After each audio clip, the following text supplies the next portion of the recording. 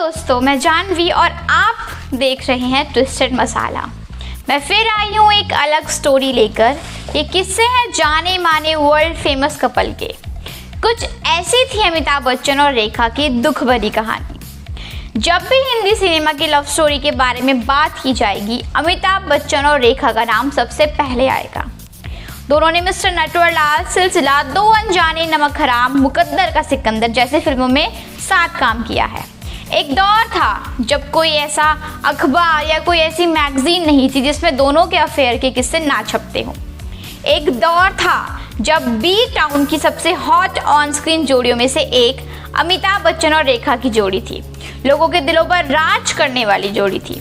इन दोनों की प्रेम कहानी हर किसी की जुबान पर हुआ करती थी, लेकिन रेखा और अमिताभ ने कभी भी इस रिश्ते पर बात नहीं की। रेखा से अमिताभ का लिंकअप जया भादुरी से शादी के बाद हुआ था। 1973 में जया से शादी के कुछ सालों बाद ही रेखा और अमिताभ के अफेयर की खबरें छपने लगी थी। अमिताभ और रेखा के अफेयर की खबरें सुन उन दिनों जया काफ़ी परेशान रहने लगी। वह चाहती थी कि किसी तरह उनका हंसता खेलता परिवार बच जाए। वहीं दूसरी तरफ शादीशुदा आदमी से प्यार करने के अपराध के कारण रेखा विलेन बन गई थी। फिर एक रात कुछ ऐसा हुआ कि रेखा और अमिताभ की ज़िंदगी से हमेशा हमेशा के लिए दूर हो गई।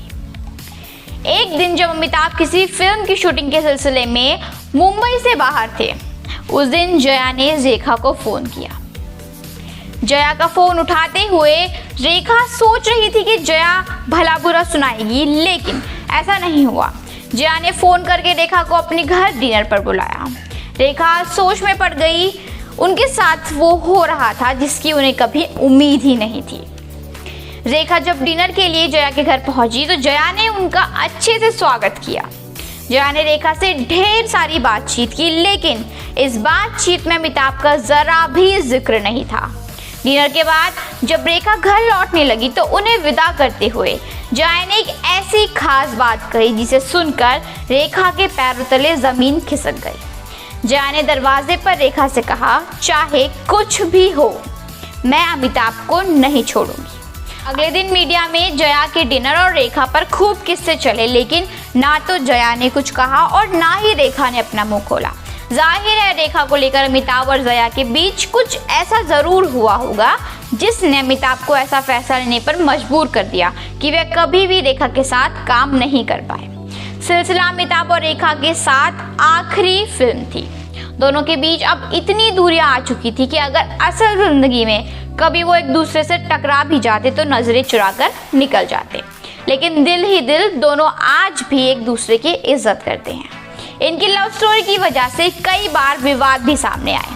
रेखा ने कई बार बिग बी से प्यार का इजहार करने को सोचा, लेकिन उसके बाद फिर उन्होंने चुप्पी साध ली। अमिताभ बच्चन तो जया से शादी कर एक खुशहाल जिंदगी जी रहे थे, लेकिन रेखा की जिंदगी आज भी तन्हाइयों में कट रही है। रेखा आज तक अमिताभ बच्चन को भुलाने में नाकामयाब रही है। जब भी मौका मिलता है रेखा बिग बी की तारीफ करने में नहीं चूकती। दशकों बाद भी आज उनके रिश्ते अभी भी मीडिया के लिए अनसुलझी गुत्थी बन गई है। 1984 में फिल्म फेयर को दिए एक इंटरव्यू के दौरान रेखा ने अपने और अमिताभ के रिलेशनशिप का एक बड़ा खुलासा किया। उन्होंने कहा कि किसी को इसकी फिक्र नहीं है कि मैं क्या सोचती हूँ, मैं तो दूसरी औरत हूँ ना। उन्होंने जया पर भी बिना नाम लिए निशाना साधा था कि दूसरा इंसान तो सबकी नज़र में बेचारा बना हुआ है। कोई ऐसे शख्स के साथ एक छत के नीचे कैसे रह सकता है जब वह जानता है कि वह एक दूसरे से प्यार नहीं करते।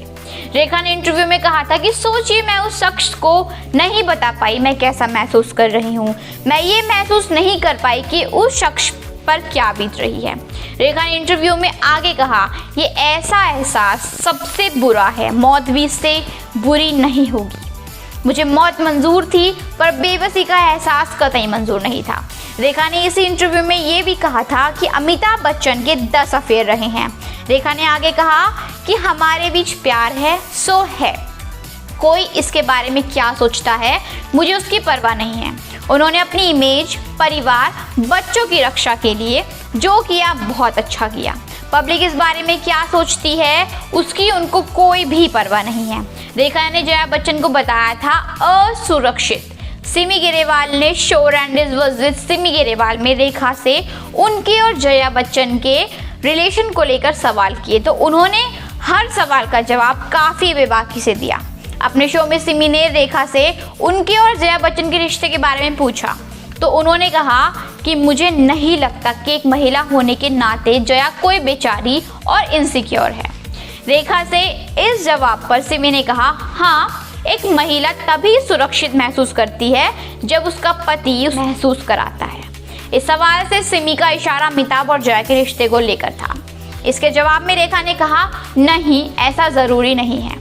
वहीं अपने और अमिताभ के रिश्ते पर रेखा ने कहा, मुझे कोई फ़र्क नहीं पड़ता कि लोग क्या सोचते हैं। मैं उन्हें अपने लिए प्यार करती हूँ, किसी को दिखाने के लिए नहीं। मैं उनसे प्यार करती हूँ और वो मुझसे। लोग बोलते हैं कि बेचारी रेखा पागल है उस पर, लेकिन मुझे फ़र्क नहीं पड़ता कि कौन क्या सोचता है। रेखा ने कहा, अमिताभ को कौन नहीं चाहता ये बताओ। रेखा को सिमी ग्रेवाल ने पूछा था कि क्या वह अभी भी अमिताभ को चाहती हैं। तब रेखा ने कहा था, उन्हें कौन नहीं चाहता। सिमी ग्रेवाल ने रेखा को हर तरह से इस सवाल को पूछा, लेकिन रेखा का सेम बयान था, वह अपने बयान से नहीं हटी। उन्होंने यही कहा कि अमिताभ को कौन नहीं चाहता ये बताओ। 1990 में अपनी शादी के फैसले से सबको दंग कर दिया था। उन्होंने दिल्ली के व्यापारी मुकेश अग्रवाल से शादी की। शादी के 1 साल बाद ही उनके पति ने खुदकुशी कर ली और रेखा फिर से अकेली रह गई। 2008 में एक बार फिर रेखा ने सबको हैरान कर दिया जब वह एक अवार्ड समारोह में सिंदूर लगाकर पहुंच गई थी। 2009 के समारोह में अमिताभ भी पहुंचे थे, लेकिन वह रेखा से नजरें चुराते हुए भी दिखे थे। रेखा ने एक इंटरव्यू में कहा था कि जैसे पूरा देश अमिताभ से प्यार करता है, वैसे मैं भी अमिताभ से प्यार करती हूँ। फिलहाल इन 2 बड़ी सितारों की अधूरी प्रेम कहानी भले ही पूरी ना हो पाई हो और दोनों अपनी ज़िंदगी में आगे बढ़ गए हों, लेकिन रेखा के मन में अभी भी शायद कहीं ना कहीं अमिताभ ही बसते हैं। वहीं अमिताभ जया बच्चन और पूरे परिवार के साथ बहुत खुश हैं। तो आपको हमारी स्टोरी कैसे लगी हमें कमेंट करके ज़रूर बताएं। ये बताना हमें ना भूलें। साथ ही साथ हमारे लिए कोई सलाह हो तो ज़रूर बताइए।